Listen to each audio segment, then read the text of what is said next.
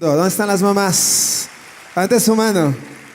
Ese es un aplauso para ustedes, se lo merecen, son lo mejor que Dios nos pudo haber entregado. Y bueno, aquí somos una familia, ¿verdad?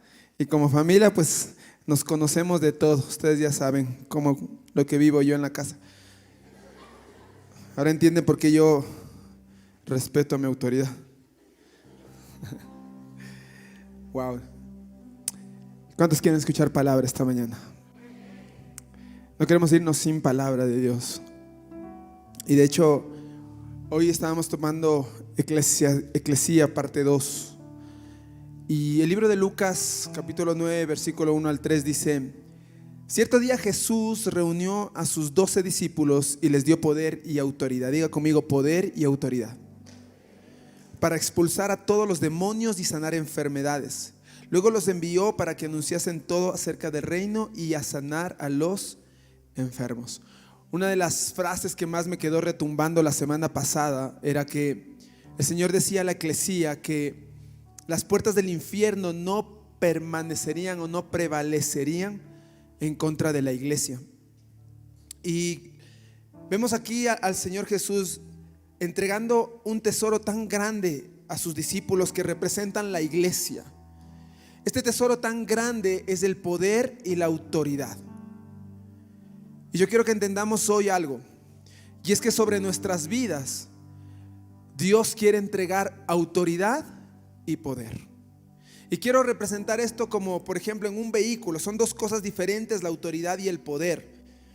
En un auto usted tiene el motor. El motor es donde radica el poder del vehículo. Hay motor 1000, 2000, 3000, 4000, 5000 inclusive. Pero ahí es donde radica el poder. Pero la autoridad está ¿en dónde? En el volante. Porque el volante es quien dirige al auto hacia dónde tiene que ir. Es decir, no importa qué tan potente sea un auto, si la dirección no es manejada correctamente. Y eso me lleva a pensar a mí en nuestra propia vida. Hay un poder que se nos entregó. ¿Cuál es ese poder? La capacidad de tomar decisiones. ¿Cuál es la autoridad? Nuestro carácter. Porque nuestro carácter nos va a permitir tomar decisiones correctas en nuestra vida. Estas dos cosas tienen que habitar en nosotros, tienen que existir en nosotros. La autoridad y ¿qué? Y el poder. Ahora quiero que entendamos algo, y es que el enemigo también tiene poder. En 1 de Juan 5:19 dice: sabemos que somos hijos de Dios y que el mundo que nos rodea está bajo el poder del maligno. Hay un poder también que está manifestado ¿en qué? En la vida o en el mundo que nosotros nos desenvolvemos en el día a día. Efesios capítulo 6 nos habla acerca de la guerra espiritual constante, de una guerra constante espiritual. Existe una guerra, existe una batalla espiritual. Es la luz contra las tinieblas. Y déjame decirte que el enemigo, Juan 10:10 dice que él tiene un solo propósito. ¿Cuál es? Matar, robar y destruir. Ese es el plan que él ha trazado para la iglesia, para sus hijos, para sus familias. Él solo tiene algo en su mente, en su enfoque es: voy a destruir la vida de aquellos que han decidido caminar con Dios. Por eso cuando tú decides empezar a caminar con Dios, a veces las cosas se ponen más difíciles. ¿A cuánto les ha pasado? Que a veces tú decides buscar más de Dios y las cosas empiezan a complicar. Pues déjame decirte es por qué. Porque entraste en una batalla espiritual. Y es necesario entender este principio. ¿Para qué? Para poder recibir esa autoridad espiritual de Dios que el Señor ha entregado a la eclesía, a la iglesia. ¿Para qué? Para poder vencer las obras del enemigo. Lucas 10:19 dice: miren, les he dado autoridad sobre todos los poderes del enemigo. Pueden caminar entre serpientes y escorpiones y aplastarlos y nada les dará daño. Miren lo que dice: les he dado autoridad sobre ¿qué? Sobre los poderes del enemigo. Es decir, el enemigo sí tiene poder, pero Dios nos ha dado autoridad sobre esos poderes. Es decir, en otras palabras, el diablo tiene poder, pero ya no tiene autoridad. Y esto es una batalla constante. Esta es una batalla constante que vamos a tener entre ¿qué? Entre las tinieblas y la luz. El enemigo no está contento cuando tú decidiste buscar de Dios. El enemigo no está feliz del hecho de que tú hayas dicho voy a empezar a caminar con Él. Él se ha levantado. Y ese es el error que muchas veces cometemos como iglesia, que olvidamos que esto es una guerra constante, que esta es una batalla espiritual constante. ¿Cuántos de ustedes no han batallado con pensamientos del enemigo? ¿Cuántas veces no has escuchado pensamientos que te dicen no sirves, no puedes, no vales, no lo vas a alcanzar, no lo vas a lograr, tus hijos se van a perder, tu hogar no va a funcionar? A veces estamos saturados de pensamientos y no nos damos cuenta que es ¿por qué? Porque el poder del enemigo está queriendo gobernar nuestra mente. Por eso necesitamos recibir la autoridad de Dios. ¿Para qué? Para con esa autoridad vencer, dice la Biblia, a los poderes del enemigo. Por eso Hechos 1:8 también dice que ese poder y esa autoridad que viene de Dios nos ayudará a ser testigos del poder de Dios. Dice Hechos 1:8: y recibirán poder cuando el Espíritu Santo descienda sobre ustedes y serán mis testigos. Dios quiere llenarnos de poder y autoridad, iglesia. Dios quiere que vivamos ese poder y esa autoridad. Efesios 6:10, una palabra final: sean fuertes en el Señor y en su gran ¿qué? ¿Están conmigo? Sean fuertes en el Señor y en su gran poder. Hay una guerra espiritual, hay una batalla espiritual, y la iglesia está llamada a pelear esta guerra, a batallar esta guerra. Y no se pueden ganar batallas espirituales con armas carnales. Las batallas tienen que ser espirituales y ganadas espiritualmente. El poder, la oración es una arma poderosa para vencer al enemigo. Y el enemigo, les decía, tiene un solo propósito, y es dañar nuestras vidas. Y él va a atacar directamente. Les voy a decir esta mañana 3 cosas que el enemigo va a atacar directamente a tu vida. Número 1, voy rápido. Número 1, nuestro testimonio como iglesia. Tu testimonio como persona. Cuando hablo de iglesia estoy hablando de ti, porque la Biblia dice que tú y yo somos la iglesia. Lo primero que va a atacar el enemigo siempre es a tu testimonio. Dice la palabra que en una ocasión, en el libro de Hechos capítulo 2, viene la llenura del Espíritu sobre la iglesia. Estaba orando, estaba reunida, y viene el Espíritu Santo sobre la iglesia, y la iglesia es llena del Espíritu Santo, y empiezan a manifestarse esta llenura del Espíritu Santo, y la iglesia empieza a hablar en lenguas, empieza a operar en milagros.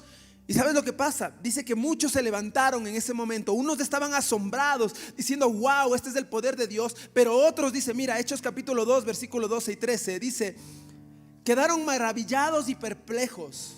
¿Qué querrá decir esto?, se preguntaban unos a otros. Pero otros entre la multitud se burlaban de ellos diciendo: solo están borrachos. Eso es todo. El enemigo, al ver la llenura del Espíritu Santo en la iglesia, porque sabía que al recibir el Espíritu Santo en la iglesia se iba a levantar, iba a empezar a entrar esta guerra, en esta batalla. Lo primero que intenta el enemigo es atacar directamente su testimonio. Y les empieza a hablar a los demás: miren, estos están borrachos, estos no saben lo que dicen, estos no saben lo que hablan, no saben lo que piensan.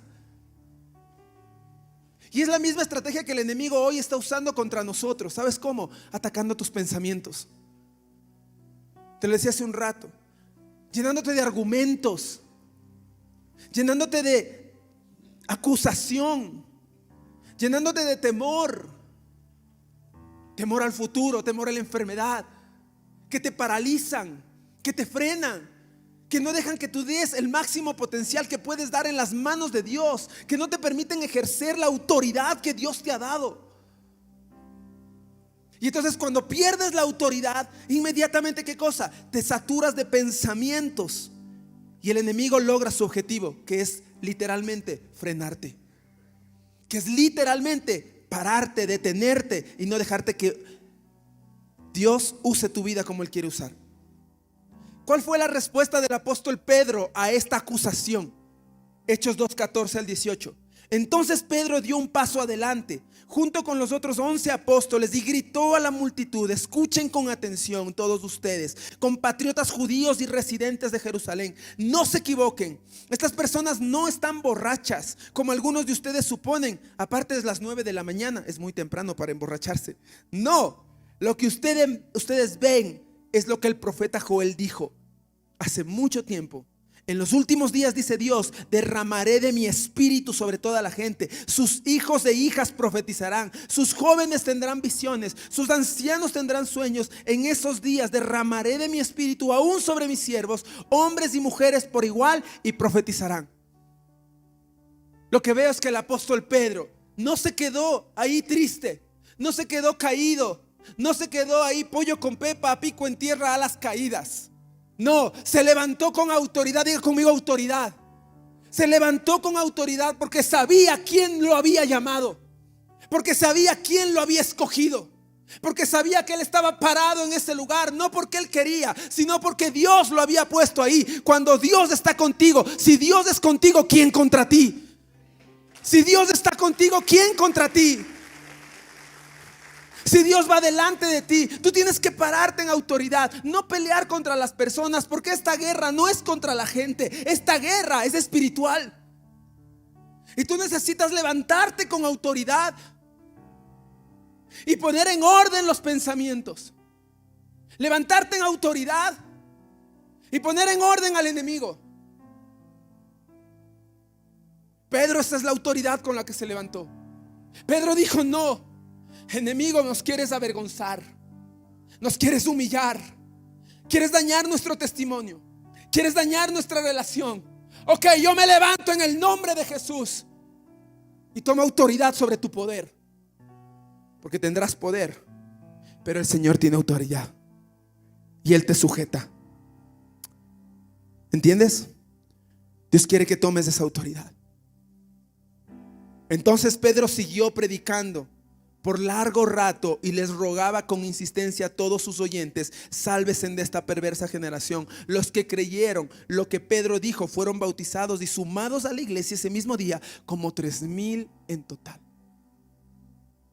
Cuando entiendes la autoridad de Dios, los poderes del enemigo son derrotados. El poder del enemigo tenía atado a 3,000 personas. Pero por un Pedro que se paró en autoridad, 3,000 personas fueron salvadas. ¿Entiendes lo que te estoy diciendo?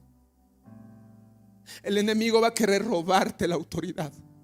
¿Y sabes por qué? Porque hay mucha gente que necesita tu mensaje. Porque hay mucha gente que necesita escuchar tu historia, y a través de tu historia serán salvos. Por eso es que el enemigo ha estado insistiendo en quitarte la autoridad.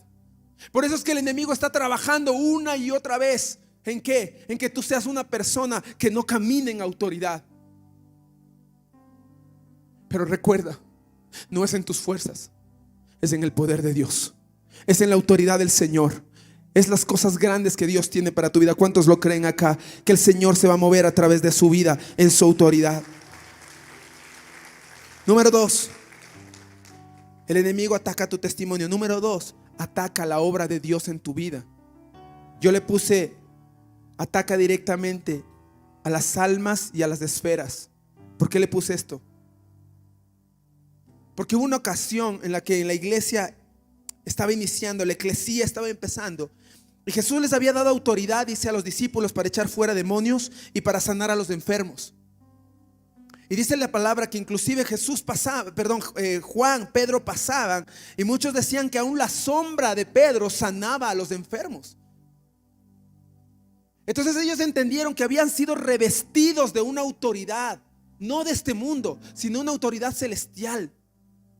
Y ellos caminaban en esa autoridad, orando por los enfermos, sanando a los enfermos, liberando a los endemoniados. Eso es lo que hacían. Cuando uno entiende la autoridad de Dios, tú vives haciendo esto. Tú no vives esclavo, tú vives liberando. Tú no vives atado, porque Dios te llamó a ser un libertador. Amén. Entonces Pedro, los discípulos entendían esto. Y dice que en una ocasión, en un día de reposo para los judíos, sobre todo para los sacerdotes judíos, fariseos en aquel tiempo, era un pecado sanar a alguien en el día de reposo, porque el día de reposo era sagrado, entonces no se podía hacer nada. Y resulta que en una ocasión los apóstoles ven a un lisiado, ven a un hombre que no podía caminar, y Pedro va y le dice: levántate con la autoridad de Dios y camina. Y este hombre empieza a caminar. ¿Y sabe qué? Los poderes demoníacos dijeron: esta es nuestra oportunidad para frenar lo que estos hombres están haciendo. Y se levantan, ¿y qué hacen? Empiezan a acusarlos. Pero una vez más, Hechos 4:8, entonces Pedro, lleno del Espíritu Santo, les dijo, diga conmigo, lleno del Espíritu Santo. Un hombre que tiene autoridad está lleno del Espíritu Santo. Entonces Pedro, lleno del Espíritu Santo, les dijo: gobernantes y ancianos de nuestro pueblo, ¿nos interrogan hoy por haber hecho una buena obra a un lisiado? ¿Quieren saber cómo fue sanado? Déjenme decirles claramente, tanto a ustedes como a todo el pueblo de Israel, que fue sanado por el poderoso nombre de Jesucristo de Nazaret, el hombre a quien ustedes crucificaron, pero a quien Dios levantó de los muertos. Pues es Jesús a quien se refieren las Escrituras cuando dicen: la piedra que ustedes los constructores rechazaron, ahora se ha convertido en la piedra principal. Lo que Pedro estaba diciendo es: ustedes a mí, poderes demoníacos, porque no estaba atacando a las personas, sino a la influencia sobre esas personas. Él dijo: ustedes no nos van a frenar. Nosotros fuimos puestos aquí para salvar almas, y eso es lo que vamos a hacer. Eso es lo que tiene que hacer la iglesia. Enfocarse en qué? En sanar, en rescatar, en salvar a los perdidos. Pero solo un hombre con autoridad lo puede hacer. Él no se puso: ay, me van a meter preso, yo mejor no digo nada, mejor me quedo calladito. No, porque él sabía que la autoridad de Dios reposaba sobre los apóstoles. ¿Cuántos quieren que esa autoridad repose sobre ustedes? Amén.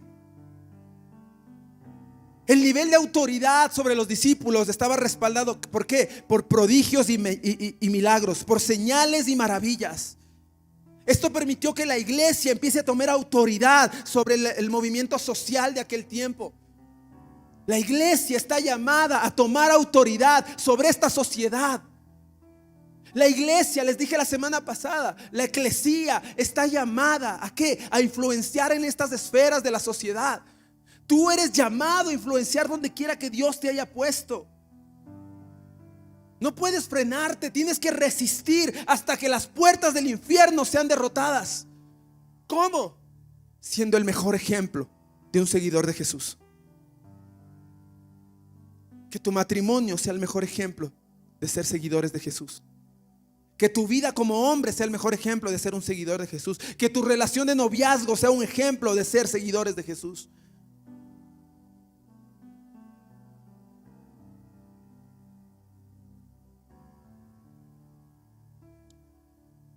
Me encanta. Hechos 4:28 dice: sin embargo, todo lo que hicieron ya estaba determinado de antemano de acuerdo con tu voluntad. Y ahora, oh Señor, mira esto, mira la autoridad de los discípulos. Escucha sus amenazas y danos a nosotros, tus siervos, mucho valor para predicar tu palabra. Extiende tu mano con poder sanador, que se hagan señales, milagros, maravillas. Después de esta oración, mire lo que pasó. Después de esta oración, el lugar donde estaban reunidos tembló y fueron llenos del Espíritu Santo y predicaban con valentía la palabra de Dios. Es decir, los ataques del maligno, ¿qué produjo en ellos? Más valentía. Los ataques del enemigo no les provocó desánimo. Los ataques del enemigo no les provocó: ay, mejor me voy, mejor ya me aparto. Los ataques del enemigo provocó que ellos se levanten con autoridad y empiecen a hablar con más valentía. ¿Dónde habrá esos valientes que dicen: pastor, yo estoy luchando duro, yo estoy teniendo una prueba, una dificultad, pero me voy a levantar con más valentía porque Dios me ha dado autoridad sobre los poderes del enemigo? ¿Cuántos dicen amén a eso? ¿Dónde están esos valientes que se levantan y dicen: el enemigo no me va a tener aplastado a mí? No me va a tener aplastado. Estos ataques, contrario a desanimarlos, los llenó de más poder y valentía. ¿Cómo estás reaccionando frente a los ataques en tu vida? ¿Qué pensamientos de derrota permites o qué mentiras del enemigo están gobernando en tu mente antes que las verdades de Dios? Y lo tercero, ¿dónde el enemigo quiso atacar? Primero el testimonio, luego quiso frenarlos, que ellos puedan seguir ganando almas. Y lo tercero, ¿sabe dónde fue? Usted no se iba a imaginar. En las finanzas. El enemigo va a atacar directamente siempre a tus finanzas. Siempre. Siempre va a buscar atacar a tu área financiera. ¿Y sabes por qué? Porque si tu área financiera es frenada, por ende, el reino de Dios va a ser frenado. ¿Cómo es eso, pastor? Sí. Porque el reino de Dios avanza cuando ¿qué? Cuando las finanzas están. Te lo voy a explicar ahora en la iglesia primitiva. Hechos capítulo 4, versos 36 y 37. La iglesia crecía en todo aspecto y también crecía en el área financiera. Y la iglesia de aquel tiempo tenía autoridad. Si quiere tomar nota de algo de esto, tómelo. La iglesia tenía autoridad financiera. ¿Por qué digo esto? Por la actitud de la gente. Hechos capítulo 4, 37, 37. Por ejemplo, había un tal José a quien los apóstoles le pusieron el sobrenombre Bernabé, que significa hijo de ánimo. Él pertenecía a la tribu de Leví y era oriundo de la isla de Chipre. Vendió un campo que tenía y llevó el dinero a los apóstoles. Escuche lo que le voy a hablar acá. La iglesia tenía una autoridad espiritual, tanto que los cielos estaban abiertos para derramar bendición sobre el pueblo de Dios. El pueblo empezó a experimentar tanta bendición que a ellos no les costaba venir y sembrar y entregar sus propiedades, sus cosas a los pies de los apóstoles. Nadie tenía que manipularlos. Nadie tenía que presionarlos. No tenía que dar el apóstol un mensaje de 10 minutos para hablar de finanzas antes de las ofrendas. Yo veo iglesias así, donde se toman 10, 15, 20 minutos. ¿Para qué? Para manipular el momento en que toca ofrendar y sembrar. ¿Sabes algo? Aquí tú nunca vas a ver eso. Tú nunca vas a ver eso acá. ¿Sabes por qué? Porque el principio de nosotros como pastores es ¿cuál? Que uno no tiene que manipular a nadie, que es el Espíritu Santo quien tiene que hablar a tu corazón y causa de la bendición que hay en tu vida tú puedas sembrar. Pero es el Espíritu Santo, no es el hombre. Por eso tú nunca vas a encontrar algo así acá. Y yo creo que esta iglesia tiene autoridad financiera. ¿Y sabes por qué? Te lo voy a decir por dos razones. La primera, porque jamás manipulamos para dar. Jamás. Y jamás lo haremos. No pienses que ya capaz al final va a levantar ofrenda. No. Te estoy enseñando algo muy poderoso en tu vida. ¿Por qué? Porque el Espíritu Santo es quien convence, es el que mueve nuestros corazones. Y lo segundo, ¿por qué creo que tenemos autoridad financiera? Es ¿por qué? Por los frutos. Porque donde hay buena administración hay frutos. Donde hay buena administración tú puedes ver los logros conseguidos. Conozco iglesias de muchos años que no han conseguido nada en el área financiera. ¿Sabes por qué también? Porque nosotros no mendigamos. Nosotros trazamos visiones y proyectos. Aquí no estamos para mendigar nada. Aquí no estamos, por favor regale, vea, regale, dé, limosné. Aquí ¿sabes qué hacemos? Enseñamos visión de reino, proyectos de reino.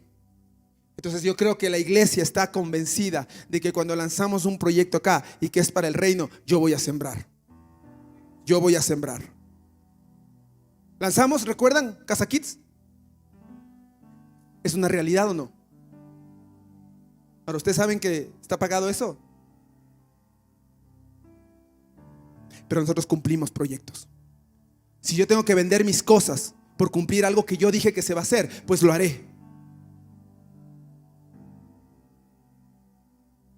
Porque aquí no estamos vendiendo humo. Estamos vendiendo proyectos del reino de Dios. Y es lo que pasaba acá.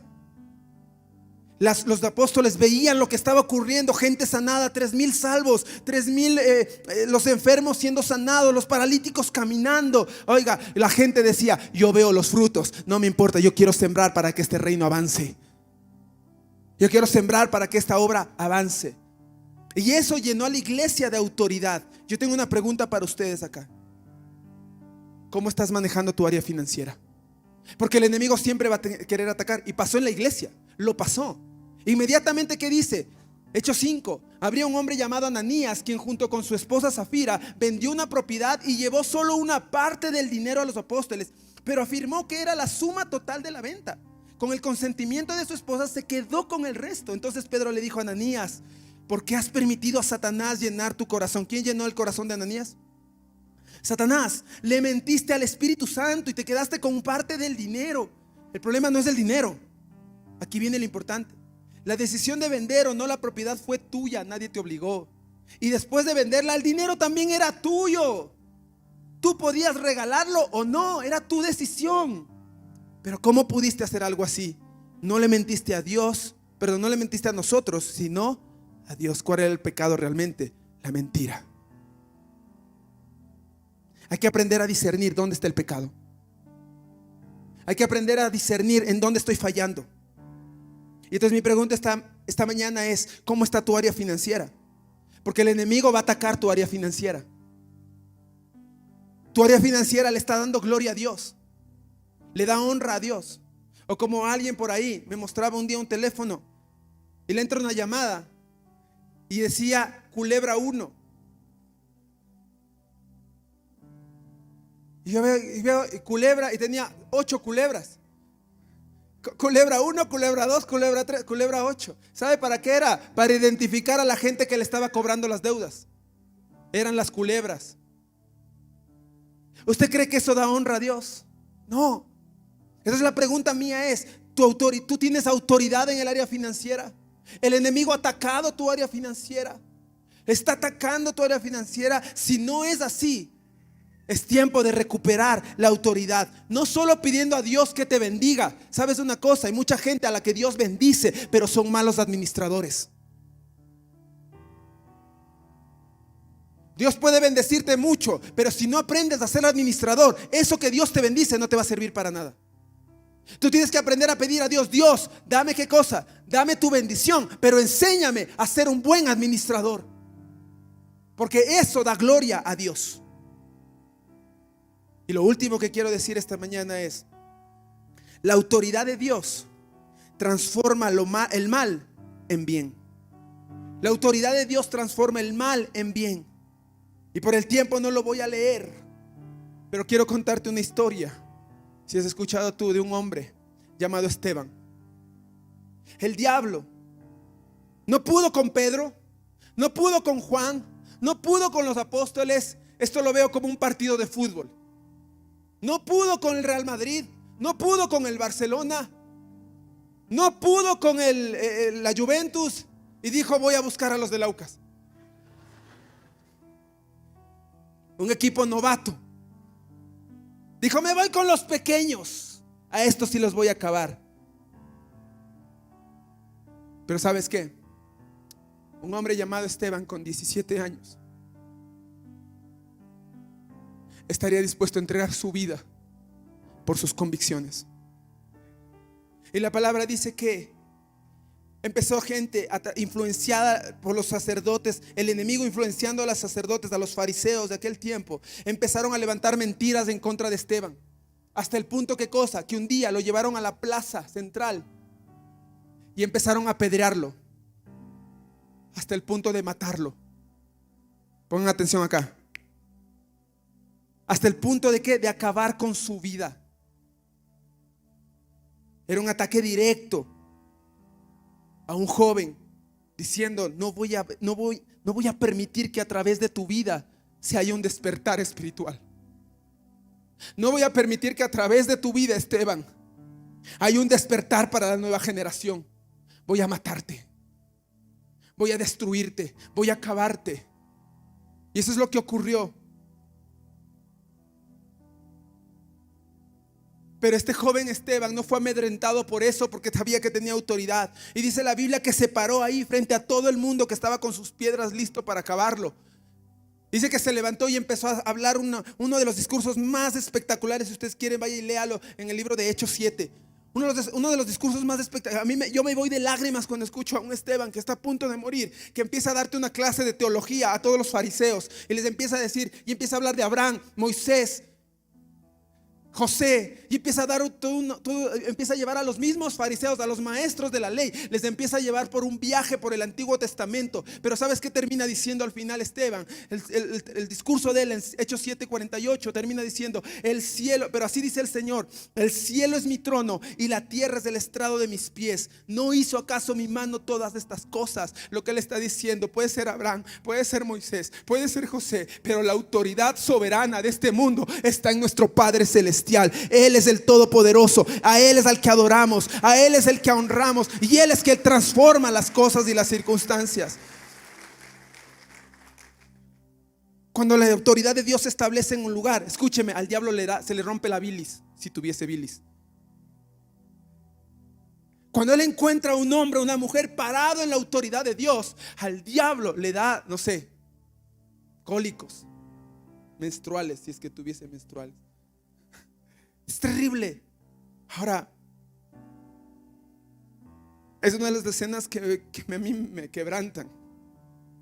Hechos 7:55. Eso es autoridad. Alguien que está dispuesto a morir por la causa del reino de Dios.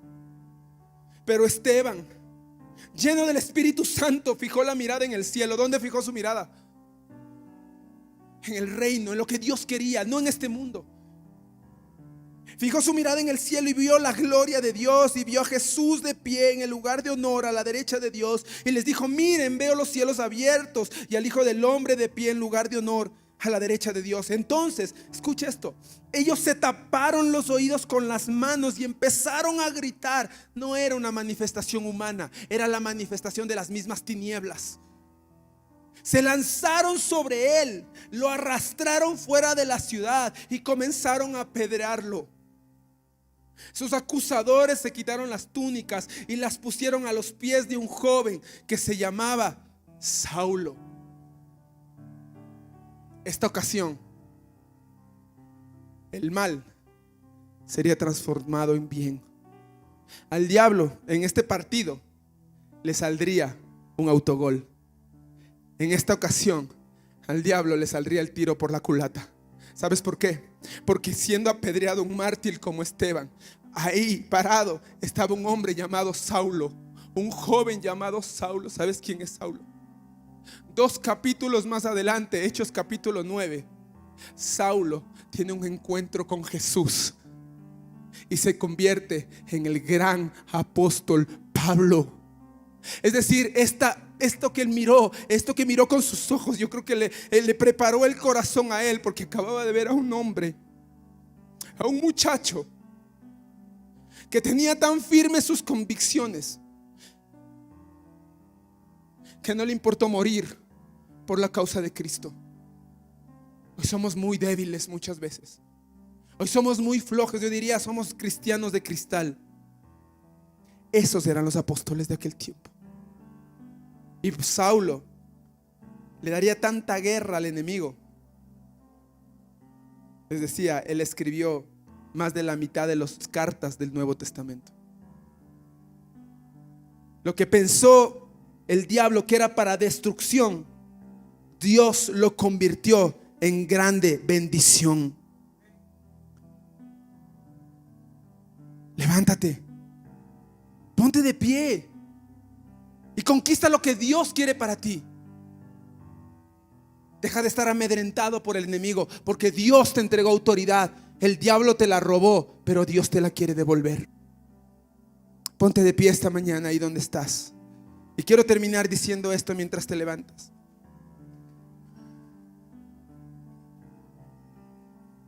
Una persona firme en sus convicciones es la puerta abierta a la salvación de muchas personas.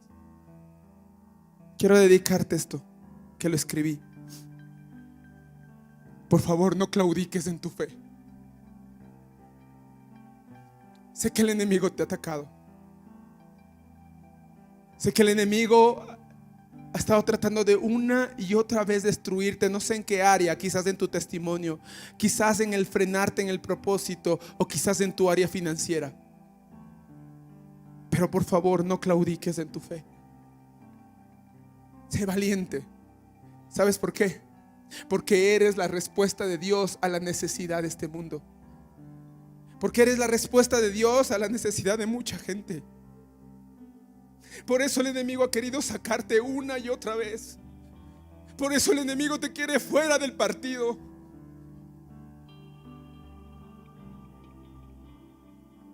¿Sabes cómo me imagino al enemigo? O cómo me imagino esto, como un gran partido de fútbol. Y me imagino al enemigo diciendo a sus demonios: si le ven a ese, si le ven a esa chica, su única tarea es romperle las piernas. Su única tarea es destrozarle su corazón y sus piernas para que no camine más, para que no avance más. Eso es lo que el enemigo ha pensado contigo. Pero sabes una cosa: la autoridad de Dios está sobre tu vida, que te ha protegido y te ha guardado, y lo seguirá haciendo, porque Él tiene toda autoridad sobre los poderes del enemigo. Así es que levanta tus manos y dile: Señor, yo me levanto.